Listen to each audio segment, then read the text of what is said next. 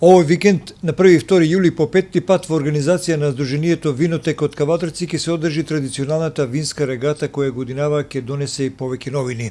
Според најавите од организаторот, оваа година не очекува најмасовната регата до сега, на која ќе учествуваат повеќе од 80 учесници од Македонија, Бугарија, Србија, од повеќе градови на овие земји.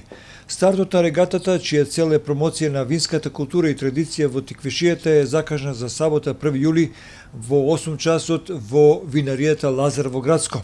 Веднаш потоа ќе следи и посета на винаријата Стоби, пошто сите учесници ќе се упатат кон селото Уланци, од каде во 10 часот и официјално ќе започне годинашново пловење по Вардар.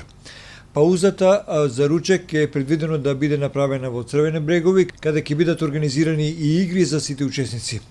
Пловидбата завршува во село Пепелиште, пошто сите учесници ќе се упатат кон манастирот Свети Георги во Неготино, каде што и ќе се преноки.